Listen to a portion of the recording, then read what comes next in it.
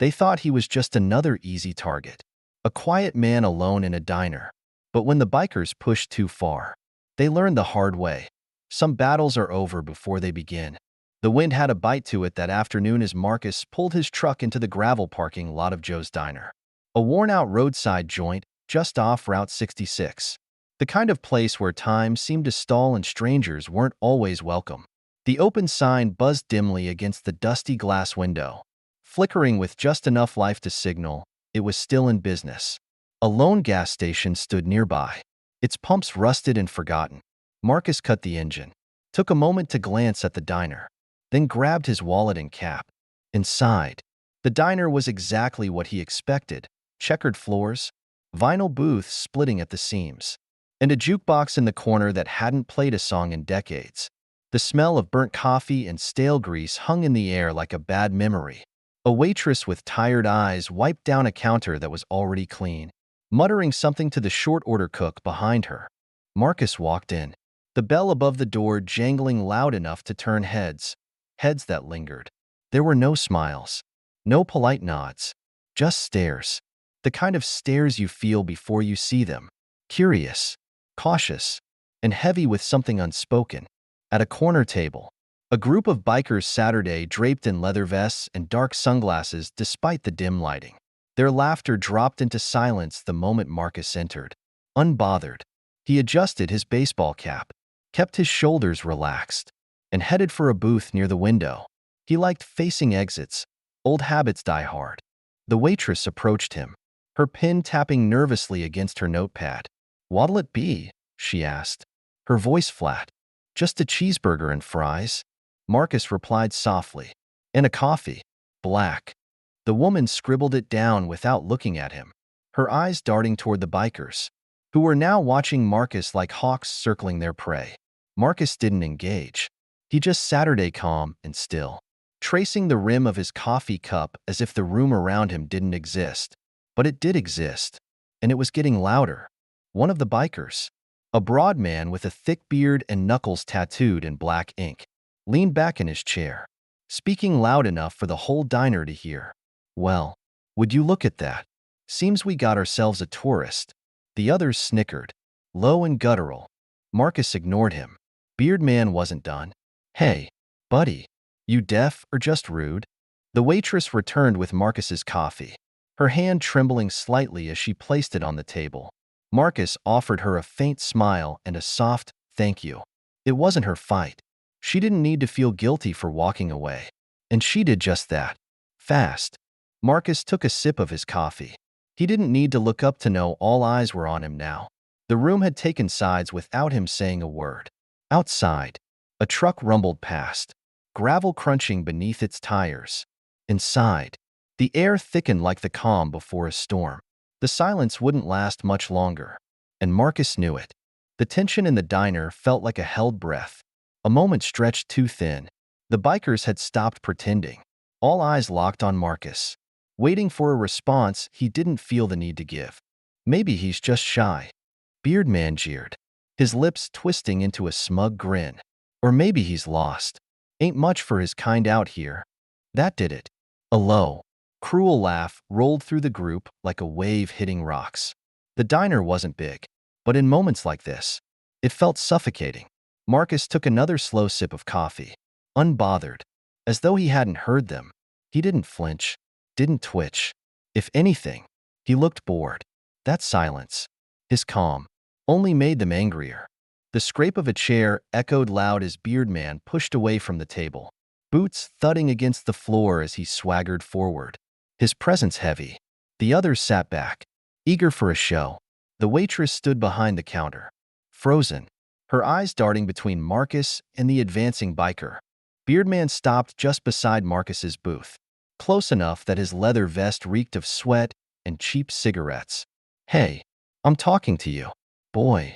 The word hit the air like a slap. Sharp, cruel, deliberate. Marcus didn't move, didn't look up. Instead, he set his coffee down gently on the saucer. "Something I can help you with?" he said finally, his voice even, measured. The question wasn't combative. If anything, it was polite. But the way he said it, soft, deliberate, stopped the biker for a beat. Beardman narrowed his eyes. You're sitting where you don't belong. Don't you know how things work around here? Behind him, the other bikers snickered. One of them, a wiry man with stringy hair, called out, "Show him, Travis. Teach him some manners." Travis, a fitting name for a man so eager to prove himself. Marcus exhaled quietly, a breath barely noticeable, but it was there. "I'm just here for lunch. That's all." The calm set Travis off. He wanted a reaction, something to justify what came next. He slammed a fist on the table, rattling the salt shaker. "I don't think you heard me, friend." Marcus's gaze lifted slowly, locking onto Travis, and in that instant, something shifted. It wasn't aggression in Marcus's eyes. It wasn't fear, either. No, what Travis saw was stillness, the kind that doesn't break, doesn't move. It unsettled him, though he didn't show it. A beat passed. "Back off," Marcus said quietly. Not a plea, not a threat, just a fact. Travis snorted, masking his discomfort with bravado. Or what? The diner went dead silent again. No one moved. Even the cook had stopped flipping burgers. Travis's patience snapped. "You're gonna learn some respect today." He reached out to grab Marcus by the collar, and Marcus's hand moved quick as a snake. He caught Travis's wrist midair, his grip iron tight. The biker froze, startled. "Don't," Marcus said softly, his voice still calm but carrying an edge now. A warning. For a moment, Travis didn't know what to do. The other bikers were watching, goading him silently to act. He yanked his arm free with a jerk and stumbled back a step, snarling to save face. "Think you're tough, huh?" Travis spat, flexing his hand. "We'll see about that." He turned toward the others. "Get up, boys." Chairs scraped, the air thickened, and the rest of the bikers, 5 in total, rose to their feet, one by one, smirking as they cracked knuckles and rolled shoulders. Marcus stayed seated, watching them. No fear, no anger, just a calm stillness that seemed impossible. The waitress, trembling, grabbed the phone behind the counter. "Don't," she started, but Travis cut her off with a glare. "Put it down," he barked, and she shrank back, helpless. Travis turned back to Marcus. "You've got 2 choices. Pal, walk out that door right now, or we take this outside." Marcus didn't move, didn't blink. He set his coffee cup down, the sound almost inaudible. "I'd rather finish my lunch," he said simply. Travis grinned, like he'd won something. "Fine, we'll do it here." Then, the bikers moved in closer, forming a half circle around the booth. They thought they had him trapped, thought the numbers mattered. They were about to find out how wrong they were. The diner had become a stage, every person an unwilling audience member. Nobody moved. Nobody spoke. Even the clinking of utensils had stopped. The bikers loomed, their shadows stretching across Marcus like threats. Travis, eager to reclaim his pride, cracked his knuckles and smirked. "Last chance. Tough guy. Walk out now before we put you down." Marcus stared at him, unblinking. There was no shift in his posture, no tensing of muscles. He looked almost bored, and that made Travis furious. "You just don't get it." Travis spat, and without warning, he lunged. The moment moved in slow motion for everyone else, but for Marcus, it was instinct, like breathing. Marcus shifted, not a flinch, not a shuffle, a precise move, practiced to perfection. He slid out of the booth in one fluid motion, grabbing Travis's wrist mid-swing, redirecting his force. The biker stumbled forward, caught off guard. Before he could react, Marcus twisted Travis's arm behind his back, guiding him straight into the table. A loud thud echoed through the diner as the biker's chest slammed into the laminate surface. One down. The others hesitated, startled. Marcus released Travis, letting him crumble to the floor. Groaning, he turned toward the others, his eyes calm but firm. "You don't want this," he said softly, almost like advice. But bikers don't back down, not when there's an audience. The wiry man with stringy hair was next, charging with a yell, fists swinging wild. Marcus sidestepped him like water flowing around a rock, then planted an elbow into the man's gut. The biker wheezed, folding over as Marcus used his own momentum to send him sprawling into a chair. 2 down. The remaining 3 bikers moved together now. Realizing this wasn't a bar fight. This was something else. A sharp sense of panic replaced their bravado. But it was too late. The largest of them grabbed for Marcus's shoulder. A mistake. Marcus turned sharply, trapping the man's arm and dropping him to the floor with a clean sweep of his leg. Before the biker could react, Marcus knelt, pressing a knee into his back, and whispered, "Stay down." The man froze, gasping for air, and didn't move. 3 down. Another came at Marcus from behind, wielding a chair. The attack was sloppy, desperate. Marcus ducked effortlessly, rising to grab the chair and yank it free from the biker's hands. The man stumbled back, off balance, and Marcus closed the distance. A controlled shove sent him into a booth, where he collapsed in a heap. For down. The last biker hesitated, eyes wide, hands trembling. He looked around at his friends, bruised, broken, humiliated. Then he looked at Marcus, who hadn't even broken a sweat. Marcus tilted his head slightly. A silent question, "You're done?" The biker swallowed hard, then turned and bolted for the door, the bell above it jangling wildly as he fled into the parking lot. 5 down. The diner went still. Marcus exhaled, adjusting his baseball cap as he glanced at the mess.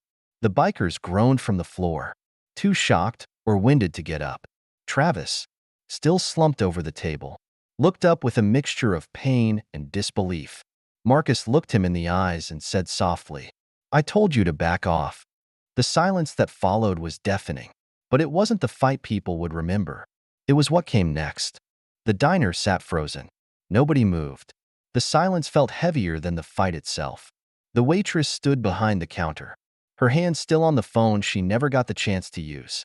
The cook peeked through the kitchen window, eyes wide, his spatula hanging uselessly in his hand. Marcus straightened up, his breathing steady, his posture relaxed. If you hadn't seen what just happened, you'd think he'd simply finished tying his shoe. Travis groaned as he pushed himself halfway up, his bruised pride far worse than his aching ribs. "What the hell?" he muttered, his voice a mix of pain and confusion. Marcus looked down at him, his face calm, unreadable. He didn't smirk, didn't gloat. "Just a guy getting lunch," he said quietly. Travis glared at him through bloodshot eyes. "You ain't normal. What the hell are you?" Marcus looked around the diner. The eyes on him weren't filled with fear. They were filled with awe, respect. People weren't used to seeing someone that calm, that capable. He sighed softly and shook his head. "You don't want to know." The wiry biker, still slumped against a chair, coughed out, "You military or something?" Marcus didn't answer. He turned away from them, heading back to his booth. His plate was still there, burger and fries untouched, the coffee cup half full. He picked up a fry and took a bite as if the last 5 minutes hadn't happened. The waitress finally moved, stepping forward cautiously, her voice shaky. "Sir, are you okay?"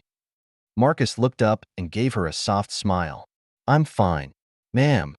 She blinked, stunned by how polite he sounded after what he'd just done. She glanced at the bikers sprawled across the floor, then back at him. "I'll get you a fresh burger." "No need," Marcus replied. "This one's just fine." A man sitting at the far booth, someone's grandfather with a farmer's tan and calloused hands, muttered, "I ain't never seen anything like that before." Marcus ignored the whispers spreading through the room. He knew what they were thinking. A calm man in a world full of noise stands out. People remember that. He reached into his pocket and pulled out a few bills, placing them neatly under the edge of his plate. Then he rose from the booth, the sound of his boots the only noise in the room as he walked toward the door. The waitress watched him go. "Wait," she called after him. "Who are you? Really?" Marcus paused with his hand on the door. He glanced back at her and held her gaze for just a second longer than expected. "Just a guy who knows how to finish his lunch," he said with a faint smile. Then he stepped outside, the bell above the door jingling faintly as it closed behind him. Outside, the gravel crunched under Marcus's boots as he made his way back to his truck. The biker who had fled earlier stood near his motorcycle, staring at him in shock. He didn't say a word. He just stepped aside as Marcus climbed into his truck.